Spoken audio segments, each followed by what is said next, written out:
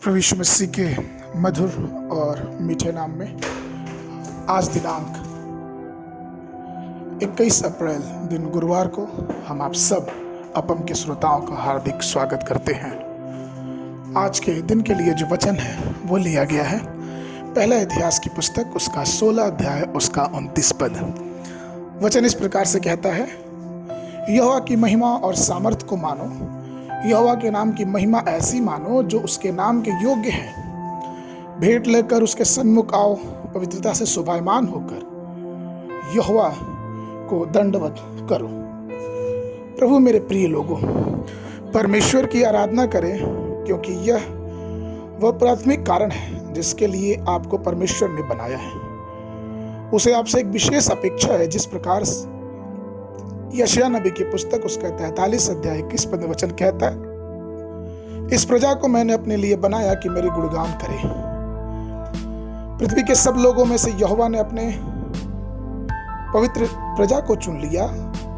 आप यहाँ पृथ्वी पर और अनंत काल तक यहोवा की स्तुति और आराधना करना। जब आप परमेश्वर की कलीसिया में जाते हैं तो सर्वप्रथम आपको सबसे पहले प्रभु की आराधना करनी चाहिए। आपको उसकी सब दया के बारे में सोचना चाहिए और उसकी आराधना करनी चाहिए, क्योंकि भजन संहिता उसके 45:11 में इस प्रकार से लिखा है, और राजा तेरे रूप को चाह करेगा क्योंकि वह तेरा प्रभु है, तू उसे दंडवत कर। दूसरी बात, जब हम कलीसिया में आते हैं तो हमको ना केवल ईश्वर से प्रार्थना करनी चाहिए बल्कि अपने विश्वास की घोषणा भी करनी चाहिए। आपको इस बयान के देकर अपने विश्वास की घोषणा करनी चाहिए, परमेश्वर आपने सभी स्वर्ग और पृथ्वी को बनाया।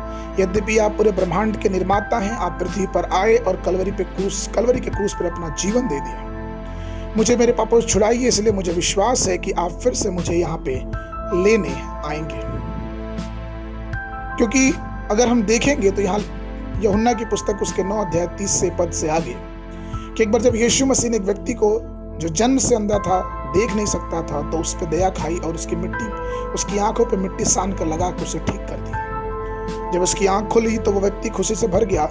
जब यीशु ने उसे फिर कहीं मिला तो उससे पूछा कि तो क्या तू परमेश्वर के पुत्र विश्वास करता है? फिर उसने कहा, हे प्रभु मुझे विश्वास है, और उसने उसे दंडवत किया। तीसरी और प्रमुख बात यह है कि जब हम परमेश्वर की कलीसिया में जाते हैं तो हमको स्तुति करनी चाहिए, क्योंकि दाऊद यहाँ तक कि इतनी बड़ी मुसीबत आने के बाद भी जब उसका नवजात पुत्र मर गया, दूसरा सामुएल की पुस्तक उसका 12 उसके 23 पद में, तो दाऊद कहता है कि परंतु अब वह मर गया है, फिर मैं उपवास क्यों करूं?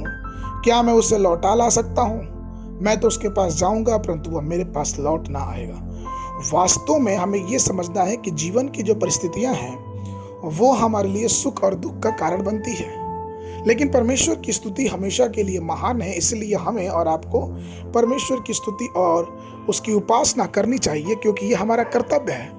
मनुष्य होने के नाते हमें कई प्रकार की बातों का प्रताड़ना, कई प्रकार की बातों का दुख हमें झेलना पड़ता है, लेकिन आइए हम परमेश्वर के लोग होके अपने दौड़ को अच्छे से दौड़े, चाहे दुख हो या सुख हो या परिस्थितियां बेकार क्यों ना हो, हम परमेश्वर की उपासना सच्चे हृदय से करते रहें। आज के मनन के लिए जो पद है वो लिया गया है यशायाह नबी की पुस्तक उसका 6वां अध्याय उसका पहला पद। जिस वर्ष उजिय्याह राजा मरा, मैंने प्रभु को बहुत ही ऊंचे स्थान पर विराजमान देखा और उसके वस्त्र के घेरे मंदिर भर गया। बाइबल पढ़ने का दिन सुबह के समय दूसरा सामुएल की पुस्तक उसका 12 और 13 अध्याय, और संध्या के समय लूका रचित सुसमाचार उसका 16 अध्याय। परमेश्वर आप सबको आशीष देवे।